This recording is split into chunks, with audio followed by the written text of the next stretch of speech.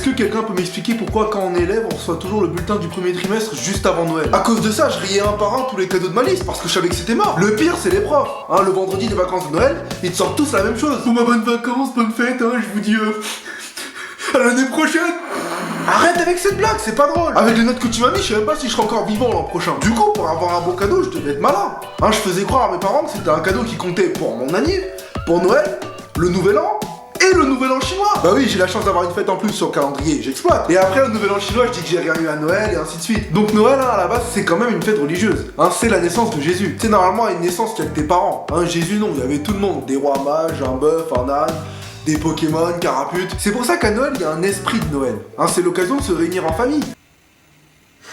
On peut faire des batailles quand il neige. Bataille. Il y a le bonheur lorsqu'on offre les cadeaux, lorsqu'on reçoit les cadeaux, et lorsqu'on revend les cadeaux. Ah, j'aime être sarcastique. Mais bon, malgré la crise, hein, il reste un cadeau qui revient chaque année à Noël et que tout le monde s'offre. Les Ferrero Rocher. Ah, les Ferrero. Tu sais, leur slogan, c'est peut-on fêter Noël sans Ferrero Rocher? Ah, la réponse c'est non, parce que c'est le meilleur cadeau.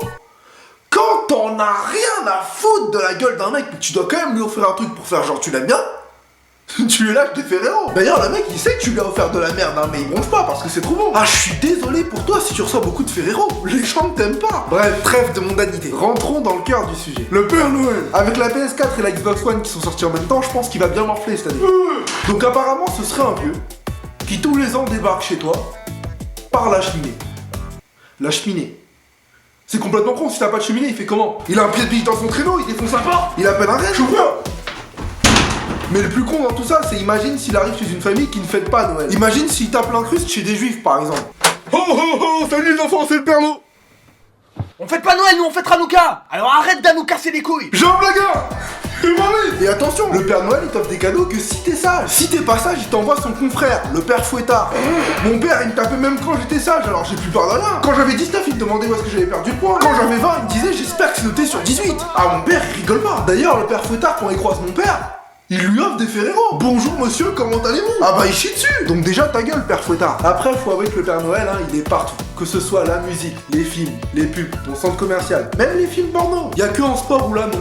Je sais pas pourquoi. Avec toute la thune qui se fait, tu veux me faire croire qu'il vit encore au pôle Nord, dans un igloo? Il bouffe quoi, des femmes? Tu parles, il doit être en Californie en train de draguer une américaine. Oh, comment tu crois qu'il a rencontré la mère Noël? Dans un club de striptease à Las Vegas. Entre deux parties de poker, il allait se faire caresser la guirlande.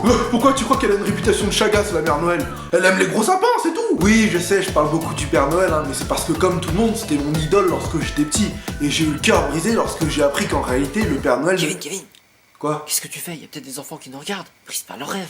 Bon pas les couilles. La première fois que j'ai appris que le Père Noël n'existait pas, ça a été un traumatisme. Tu sais, normalement, soit tu crames ton père déguisé en train de déposer les cadeaux, soit tes parents te le disent quand t'es suffisamment grand. Moi, je l'ai appris par la nourrice. Ça s'est passé exactement comme ça.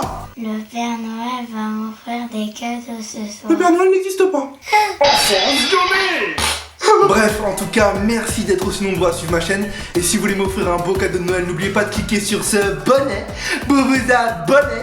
Et je vous souhaite de bonnes vacances, de bonnes fêtes. Et